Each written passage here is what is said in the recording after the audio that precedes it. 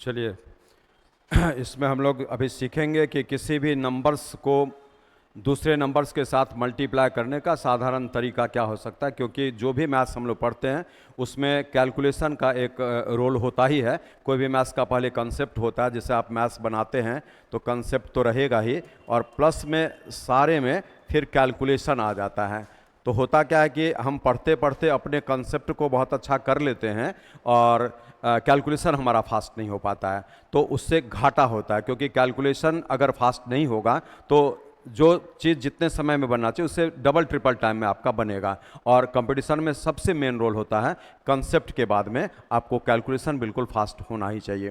तो इसीलिए कंसेप्ट और उसके बाद में फास्ट कैलकुलेशन ज़रूरी है। और वो फास्ट कैलकुलेशन कैसे करते हैं, तो एक टाइप आपको आज यहाँ पर दिखाया जा रहा है। देखिए,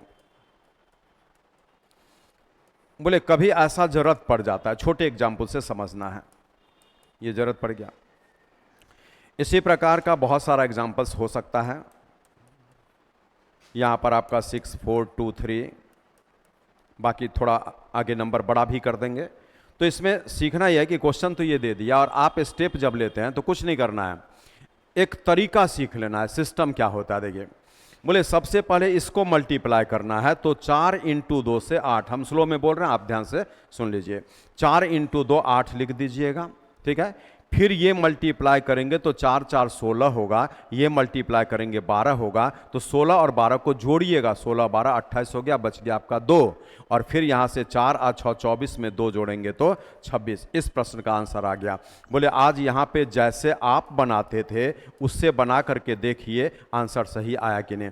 बोले 4 को 2 से गुना किए 8, 4 × 4 16, 6 को 2 से गुना किए 6 दूना 12, 6 4 24 और 1 25, और इसको जोड़ा जाता है तो आप यहाँ पर देखिए 8 है, 8 है, 6 है और 2 है, 2688, 2688। चलिए आपको फिर हम इस एग्जाम्पल को दिखाते हैं, ठीक है। स्टेप को सीखना है, आज ही के क्लास में आप पढ़ते पढ़ते इसको याद कर लीजिएगा, आपको दोबारा कभी देखना नहीं है, प्रैक्टिस केवल करते रहिएगा। इसको इसमें मल्टीप्लाई किया जाता है, लैंग्वेज क्या याद करिए, 7 3 21 का 1, बच गया आपका 2। फिर 7 × 7 यहाँ पर करिए, 7 × 7 49 हो गया। आप 2 पहले भी जोड़ सकते हैं, तो 49 और 2 51 हो गया। फिर 3 दूना 6 जो बना वो जोड़ेंगे तो 51 और 6 57, 5 बचा। 7 दूना 14 में 5 जोड़ेंगे 19 होगा। क्या 73 और 27 को मल्टीप्लाई करने से आपका वो आंसर आता है कि नहीं? फिर से देखिए जो जनरल मेथड है। बोले 7 या 21 होगा, बच गया आपका 2। 7 7 49 में 2 जोड़ेंगे 51, फिर 2 से इसमें गुणा करेंगे 6, 2 7 14 होगा। इसको जोड़ेंगे 1, यहाँ पे 7 और ये ऐसा, तो 1971। देखिए 1971 आपका, ये दोनों आंसर हम मैच करके भी आपको दिखा रहे हैं, सही तो आना ही है, लेकिन आपको पहले एक बार मैच करके भी दिखा दिया जा रहा है। अब आइए, जब हम इसका कैलकुलेशन करेंगे तो पहला स्टेप बस लैंग्वेज में याद करना है, 10-20 क्वेश्चन दे देंगे, अपने याद हो जाएगा। 4 × 3 12 का 2 होगा, 1 बच गया है। ये 6 × 3 18 है, और ये 4 × 2 8 है, 18 8 26 और 1 जोड़ करके 27, फिर 2 बचा। 6 दूना 12 में 2 जोड़ेंगे 14 होगा। 1472, ये 64 और 23 का सही आंसर है कि नहीं, उस मेथड से भी दिखा दे रहे हैं। 4 × 3 12 का 2, फिर 3 × 6 18 19, 2 से 128, और इसको जब जोड़ा जाता है तो 2 8 9 17, 12 1 13 1 14। देखिए 1472, 1472 आपका आंसर आ चुका है। इसलिए जब भी किसी भी इस तरह का सिचुएशन को आपको मल्टीप्लाई करना हो तो उसका नियम क्या होता है। देखिए, बोले इसके नियम को अगर देखा जाए तो आपका AB और CD, ये आप भले नोट कर सकते हैं, कॉपी में लिख करके रख लीजिए, यही पैटर्न है। बोले इसका हम लोग कैसे कैलकुलेशन करते हैं, पहले इसको मल्टीप्लाई करते हैं तो B × D होगा, ऑब्लिक स्लैश, ये A × D होगा और B × C होगा, दोनों को ऐड कर दीजिएगा, फिर स्लैश A × C। मीनिंग है हमारा स्टेप इसी प्रकार का है और इसी से हम लोग डील कर रहे हैं। और भी एग्जांपल्स देखते हैं। बोले आज 7 9 है और 3 4 है, इसको भी मल्टीप्लाई करेंगे इसी पैटर्न से। तो ये तो नोट में आप लिख लीजिए, कभी भूलेंगे फिर देख लीजिएगा, लेकिन भूलने का कोई चांस ही नहीं बनेगा, क्योंकि आज के बाद जब भी ऐसा कैलकुलेशन पड़े तो इसी नियम से बनाएगा, आप जनरल जो करते थे उससे नहीं करिए, ठीक है। आज बोलिए 4 × 9 36 का 6 होगा, आपको 3 बच गया। 7 4 28 में 3 पहले भी जोड़ सकते हैं, 28 और 3 कितना हो गया 31, 28 और 3 31, और उसमें 9 × 3 27 हो गया। 31 और 27 को जोड़ेंगे तो 58 होगा, 5 बच गया, 7 3 21 और 5 26 हो गया, आपका आंसर आ गया। बोले आज 7 9 3 4 को मल्टीप्लाई किया जाएगा जनरल मेथड से, तो 4 9 36 हो गया, 4 7 28, 7 3 31 हो गया, 3 9 27 हो गया, 21 7 2 23 हो गया, इसको जोड़ेंगे 8 हो गया, 6 हो गया, ऐसा देखिए बिल्कुल मैच करता है। इसीलिए हम जो टाइम ज़्यादा किल करते थे वो आज के डेट से किल नहीं करेंगे, क्योंकि ऐसा जितना भी मोमेंट्स होगा आराम से हम लोग ऐसे क्वेश्चन को बना सकते हैं। अब कुछ एग्जाम्पल्स फिर यहाँ पर आपको लिख करके दिखाया जा रहा है, इसको भी उसी हिसाब से हम लोग जो है डील करते हैं। चलिए क्या स्टेप है बस प्रैक्टिस कर लीजिए। 3 × 4 12 का 2 हो गया, 1 बच गया, 3 6 18 1 19 हो गया और 4 दूना 8 हो गया, 19 8 27 2 बच गया, 6 2 12 में 2 जोड़ देंगे 14 हो गया।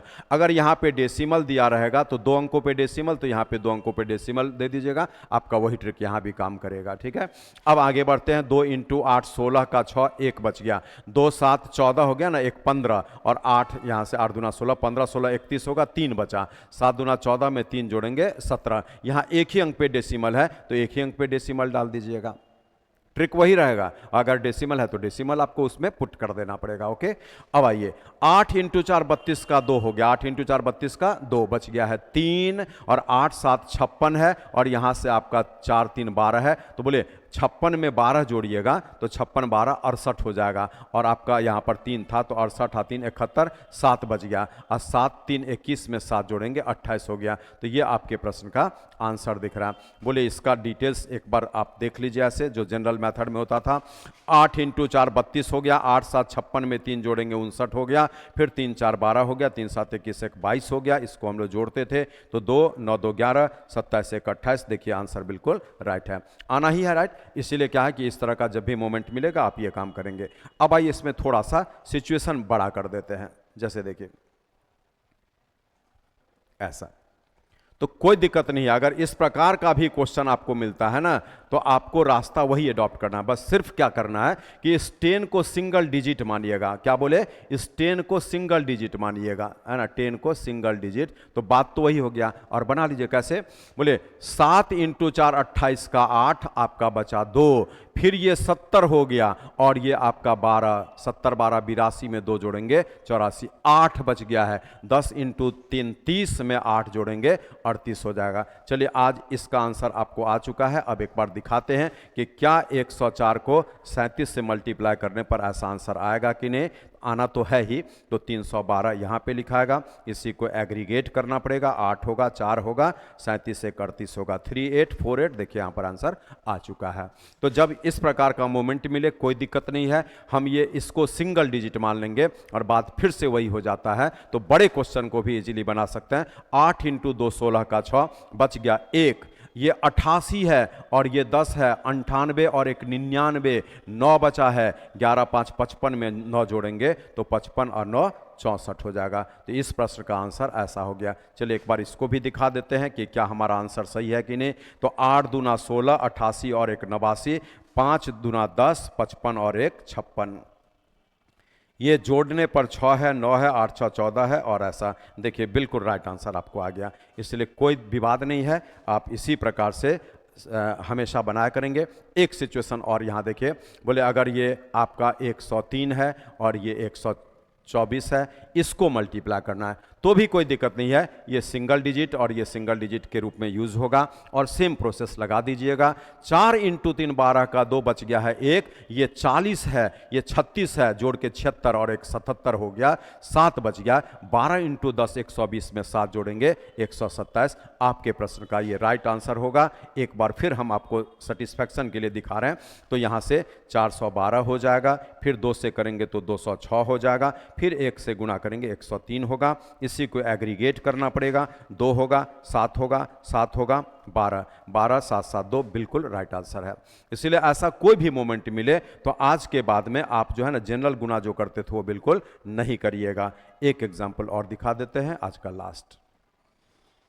ऐसा बोले ये सिचुएशन मिल गया है तो कोई नहीं, इसको सिंगल मान लेना है। 6 दूना 12 का 2 लिख देंगे, बच गया है 1 और फिर आगे बढ़ेंगे तो नियम क्या कहता है, ये आपका 66 और 1 67 होगा।